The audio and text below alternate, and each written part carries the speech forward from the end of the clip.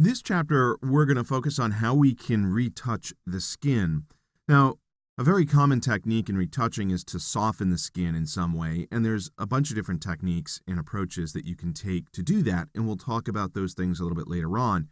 Before you even do something like that, though, you should spend the time to clean up any blemishes that you may see within the skin. Now, I talked about this in greater detail in our Photoshop CC Fundamentals course here on TrainSimple.com. I talked about the healing brush tool and the spot healing brush tool and why you would use one over the other, but I'll just give you a quick recap. Basically, these two tools allow you to match tone and color values in a way that makes it really easy to quickly cover up any problems that you see within an image. There is a potential issue with the spot healing brush tool when you're dealing with larger blemishes, and that's essentially because Photoshop decides where the source will be sampled from, whereas with the healing brush tool, you choose the source location on the image. So those are the two major differences between the two tools.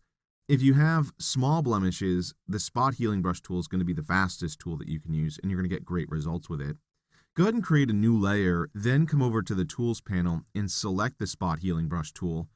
Go ahead and choose a brush size. Typically, the brush size should be that of the size of the blemish, if that makes sense. So you want to find a blemish and size your brush to the same size as that blemish. And the reason for that is you don't want to correct any portion of the skin that doesn't need it.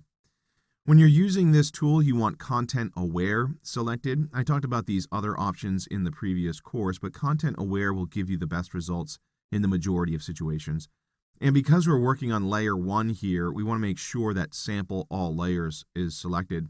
So just go ahead and zoom in to a portion of the image, and when you find a blemish, you can change the size of your brush using the bracket keys on the keyboard. The right bracket will increase the size of the brush. The left bracket will decrease the size of the brush.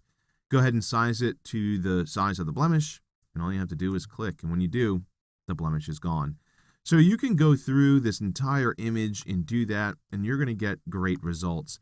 And the only time that you won't want to use this tool is if you have a larger blemish and you want a little bit more control over the source location.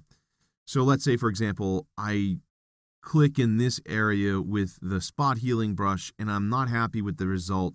I decide it looks a little blotchy. Honestly, it doesn't look too bad, but it has a tendency to look blotchy when you're working in larger areas.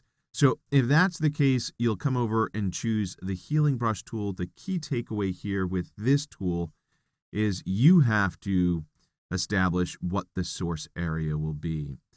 The one other thing that you want to make sure that you do here is sample all layers again. So from this menu, choose all layers in this case. Then you want to sample an area close to the area that you're trying to retouch, and you can do that by holding down the Option key on the Mac, Alt on Windows, then just click and drag over the problem area. And as you click and drag, you'll get decent results, but the magic doesn't really happen until you let go of the mouse, and you'll notice that blemish is virtually undetectable. So again, we'll do something similar over here. I'll hold down the Option key, and then I'll just go ahead and click one time, and that gets rid of the blemish. So that's something that you want to spend some time doing on any image that you want to soften the skin for. And we'll talk about skin softening over the next couple videos.